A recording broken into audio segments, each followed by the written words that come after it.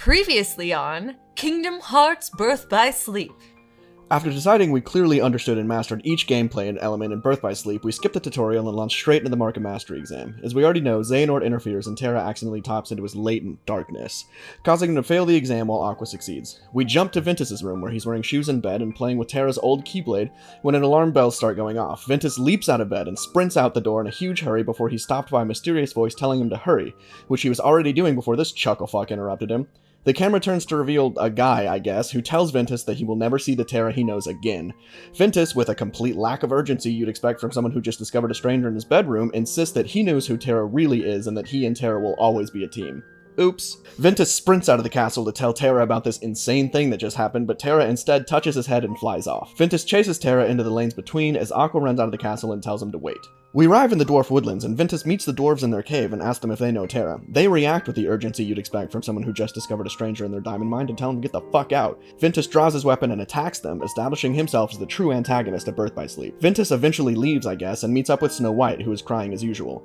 She tells Ventus that she was attacked by trees, and Ventus, despite living in a world where magic and monsters exist, gaslights her and tells her that she must have imagined things. The two are then immediately attacked by trees. Ventus takes Snow White to the dwarves' house, breaking in and abandoning Snow White there alone. Luckily, it turns out that the dwarves know Snow White, and she already lives in this house, which she never bothered to tell Ventus in the first fucking place, but I can't blame her because she probably just didn't want to get gaslit again.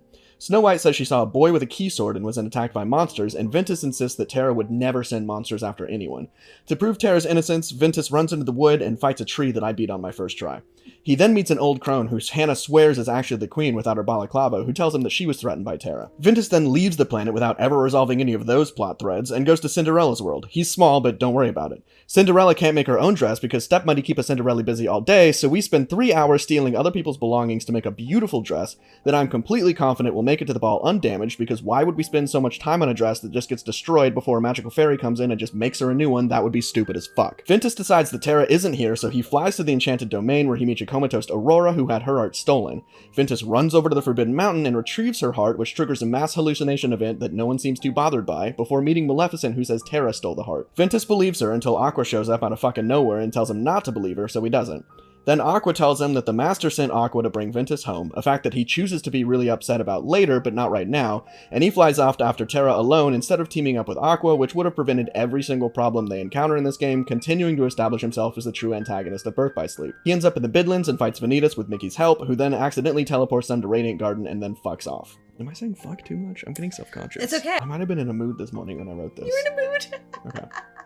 It's okay. I'm sorry. Ventus kind of wanders around aimlessly, meeting some people who will not show up again for 8 more games, and then meets up with Terra and Aqua. Ventus tells Terra that he's killed Vanitas. This means that Terra's quest to find Xehanort, find Ventus, and kill Vanitas are all complete, but for some reason Terra decides he's not done. Aqua accidentally admits to spying on Terra for Ericus, and Terra just decides to be angry about this, so he storms off. Ventus, heartbroken, asks Aqua if the Master sent her to bring him home, which she already told him was the case before, but this time he just decides to be angry about this and storms off, after calling Aqua awful, further proving himself to be the true antagonist of Birth by Sleep. So the Wayfinder trio splits up without spending another night beneath the same stars. Ventus runs after Terra and asks to go with him, and Terra says no and leaves, so Ventus runs back to Aqua and asks to go with her, and Aqua says no and leaves, so Ventus sulks and pretends he doesn't have any friends. Ventus goes to Disney Town for no reason, and I do really good at Ice Cream Blast and definitely don't level grind before we fly off to Olympus Coliseum, where literally nothing happens, and then he meets Stitch and realizes how much he cares about his friends that he's been treating like shit for the last 10 hours. Then he goes to Neverland, where he helps the Lost Boys fill up the empty treasure chest by leaving Terra's wooden Keyblade in it, believing their best memories are still to come. Oops. Vin then goes to the mysterious tower and then to the Keyblade graveyard, where he learns that Xehanort wants to use him to make the Keyblade, which everyone instantly understands is different than the Keyblade. Some say Kai.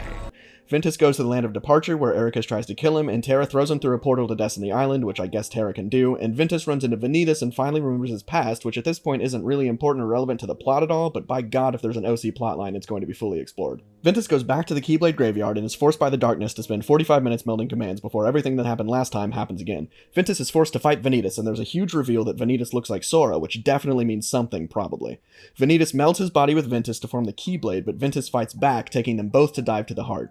Ventus wins, destroying Vanitas and the Keyblade, but destroying his own heart in the process. Mickey finds his body floating next to Aqua's in the lanes between and takes them away. Roll credits. This place. I've been here. So warm.